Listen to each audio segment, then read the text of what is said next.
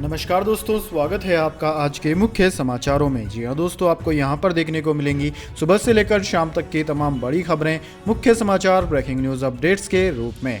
तो दोस्तों, आप सभी लोगों से रिक्वेस्ट है इस वीडियो को ज़्यादा से ज़्यादा लाइक और शेयर करें। तो चलिए दोस्तों, जान लेते हैं आज की पहली बड़ी खबर।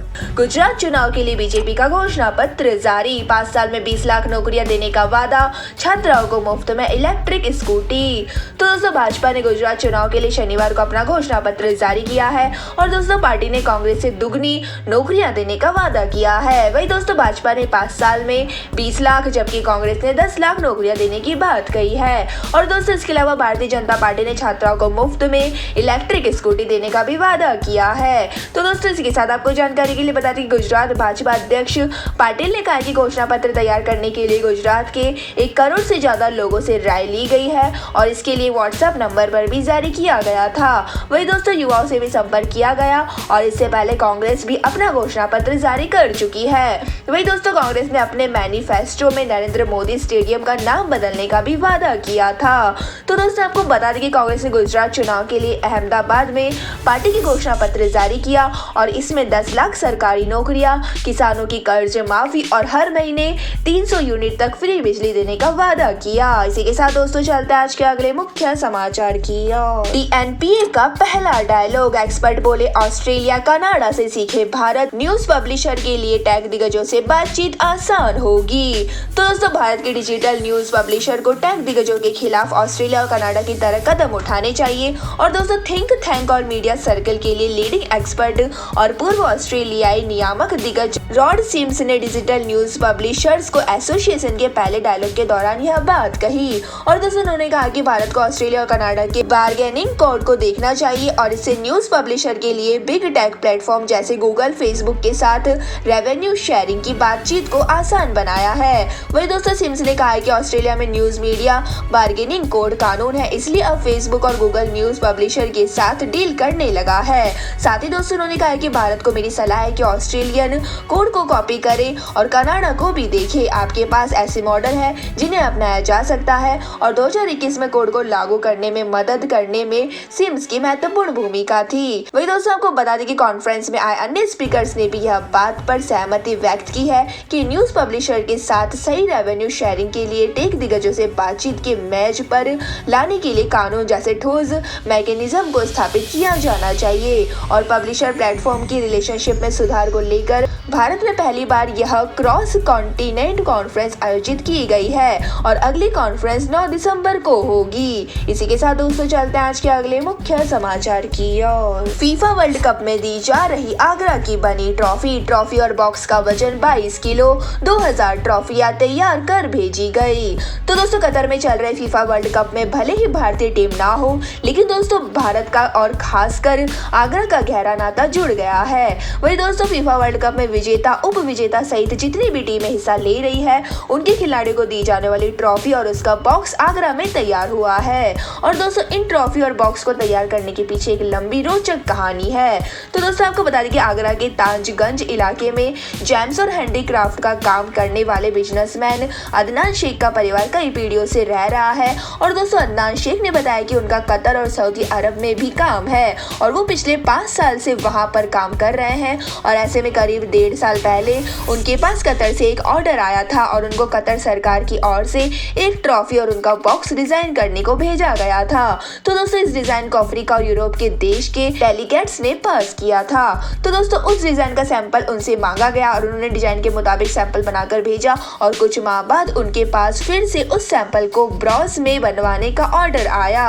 और दोस्तों, उन्होंने ब्रॉस में सैंपल बनाकर भेज दिया। इसके बाद काफी दिनों तक कोई बात नहीं हुई। फिर एक दिन उनको डिजाइन के करीब 2000 पीस बनाने का ऑर्डर मिला है। तो दोस्तों, उस समय तक उनको बिल्कुल नहीं पता था कि यह ऑर्डर किस लिए है। इसी के साथ दोस्तों, चलते हैं आज के अगले मुख्य समाचार की ओर। अगले साल से कम होगी महंगाई, गेहूं और तेल से लेकर गैस के दाम भी कम होंगे। 2024 में भी जारी रहेगी यह राहत। तो दोस्तों, भारत समेत पूरी दुनिया में महंगाई कम होने जा रही है और यह राहत टिकाऊ होगी। तो दोस्तों, वर्ल्ड बैंक की एक रिपोर्ट के मुताबिक कुछ ही हफ्तों बाद शुरू होने वाले 2023 में कच्चा कच्चा तेल, प्राकृतिक गैस, अनाज, खाद्य तेल, कॉटन और मेटल जैसी लगभग सभी कॉमोडिटी के दाम 15% तक घटेंगे। और दोस्तों इसके बाद 2024 में भी इनकी कीमतों में 12% तक की गिरावट आने का अनुमान है। वही दोस्तों आपको बता दें कि इस साल महंगाई बढ़ाने में सबसे बड़ी भूमिका कच्चे तेल और प्राकृतिक गैस की रही है और दोस्तों अगले साल इनके दाम सबसे ज्यादा घटेंगे।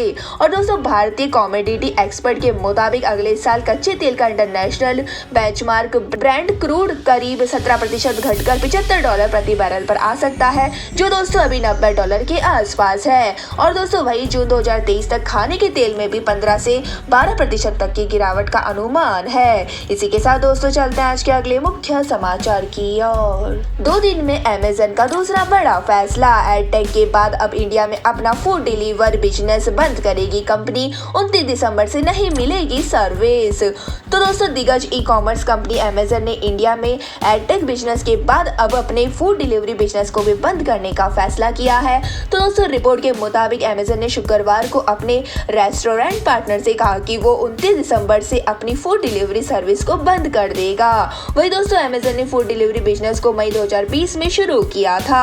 और दोस्तों आपको बता दें कि अमेज़न ने अपना रेस्टोरेंट पार्टनर्स को मेल कर इस बात की जानकारी दी है। और दोस्तों इस मेल में अमेज़न ने कहा है कि इस फैसले का मतलब है कि इस तारीख के बाद अब आपको अमेज़न फूड के जरिए ग्राहकों से ऑर्डर नहीं मिलेंगे।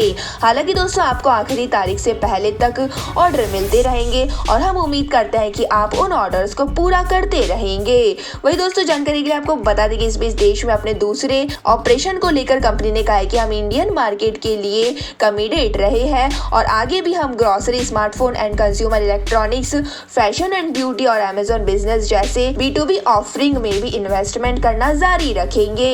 इसी के साथ दोस्तों चलते हैं आज के अगले मुख्य समाचार की ओर। 1 दिसंबर से हीरो की गाड़ियां महंगी होगी, डिलक्स, स्प्लेंडर और पैशन सहित अन्य गाड़ियां के दाम 1500 रुपए तक बढ़ेंगे। तो दोस्तों अगले महीनों से हीरो मोटोकॉर्प की गाड़ियां खरीदना महंगा होने वाला है।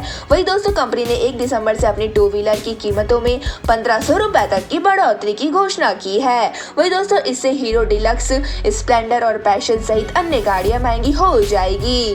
और दोस्तों आपको बता दें कि हीरो मोटोकॉर्प के मुताबिक मेकिंग कॉस्ट की वजह से बाइक और स्कूटर की कीमतों में बढ़ोतरी करने की जरूरत पड़ी है। वही दोस्तों कंपनी के chief financial officer Niranjan Gupta ने बताया कि मोटरसाइकिल और स्कूटर की कीमत बढ़ाना अनिवार्य हो गया है।